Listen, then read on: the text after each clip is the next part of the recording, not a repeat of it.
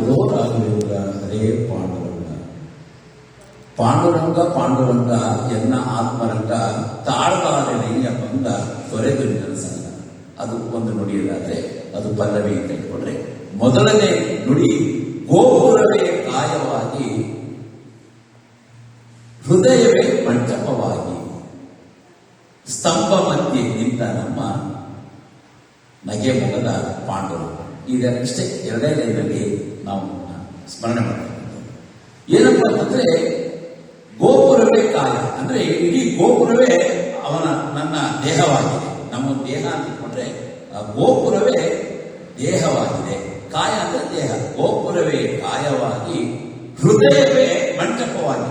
ಆ ಹೃದಯದ ಜಾಗ ಏನಾಗಿದೆ? ಮಂಟಪವಾಗಿದೆ. ಮಂಟಪ ಅಂತ ಅರ್ಥ ಏನು? 4 ಕಂಬಗಳಿರುತ್ತೆ, ಕಂಬಗಳ ಮಧ್ಯೆ ಇರ್ತಾನೆ, ಮೇಲೆ ಒಂದು ಸಣ್ಣ ಮಂಟಪದ ತರ ಗೋಪುರ ಇರುತ್ತೆ. ಅದು ಮಂಟಪ ಅಂತ ಅಂದ್ಕೊಂಡ್ರೆ, ಆ ಮಂಟಪದ ಹೃದಯ ಎಂಬ ಮಂಟಪದ ಒಳಗಡೆಗೆ ಯಾರಿದ್ದಾರೆ? ನಮ್ಮ ನಗೆ ಮೊಗದ ಪಾಂಡುರಂಗ.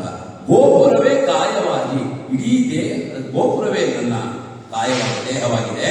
ಹೃದಯವೇ ಮಂಟಪವಾಗಿ, ಹೃದಯದಲ್ಲಿ ಒಂದು ಮಂಟಪವನ್ನು ನೆನೆಸಿಕೊಂಡು ಆ ನಮ್ಮ ಅಂತರಂಗದಲ್ಲಿ ಇರ್ತದಲ್ಲ ಪಾಂಡುರಂಗ, ಎನ್ನ ಆತ್ಮರಂಗ ಅಂತ ಹೇಳ್ತೀವಲ್ಲ, ಆ ರಂಗ ಸಂಚಿಕೆ ಹೇಗಿದೆ ಅನ್ನೋದನ್ನ ಈ ನುಡಿಯಲ್ಲಿ ಹೇಳ್ತಾ ಇದ್ದಾರೆ.